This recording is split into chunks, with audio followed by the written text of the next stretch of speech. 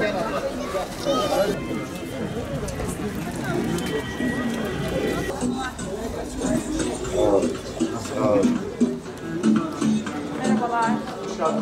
Merhaba, CHP Başkanı Sercettin'dedir onu.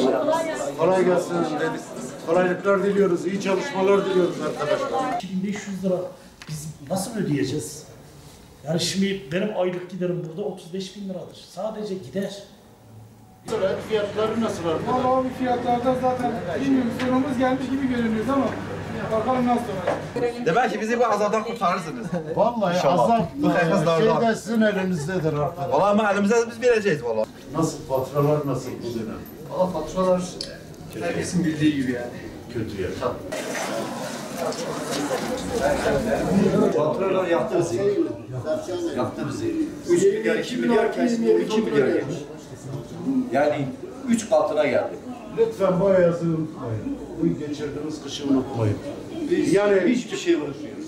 Türkiye 20 yıl aynı adamla deneniyor.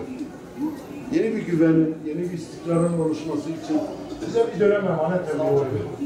Müziği değil. Elektrik faturaları nasıl? Gösterin ek faturaları. Lütfen. Sadece elektrik olsa keşke. 4 küsur öyle değil mi? Kaçta geliyordu? 2384, 2113.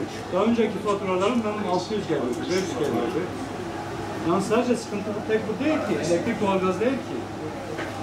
Girdi maliyetleri de arttı. Bulamıyorum, yağ bulamıyorum, un bulamıyorum, şeker bulamıyorum. Bir yılda yaklaşık 20 lira zor yaptı. İşime çanım başınızda. Değiştim ben. Nerede başı? Allah Allah, nerede başı? Faturava açalım. Vallahi billahi. Nerede başı? Allah kabul etmesin inşallah. Ya sonra size de ne tepkim? Yanlış anlamayın.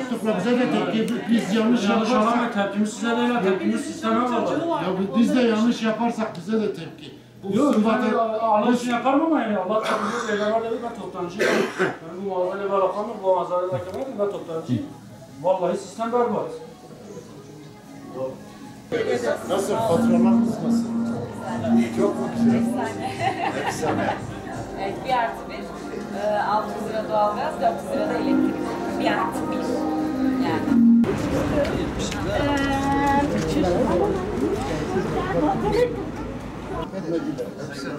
Elektrik faturası abi 8 milyar geldi bize. Geçen ay ne kadar, bu ay ne kadar? 3,5 milyarda 7 milyar 300 geldi. 7 milyar için. Maliyetler nasıl girdi maliyetler? Valla içerideyiz.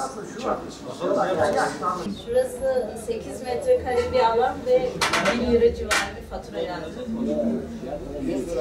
Daha önce ne kadar geliyordu? Nasıl? Daha önce ne kadar Bir geliyordu? önceki ay 200 küsürdü, 4 katı geldi. 4.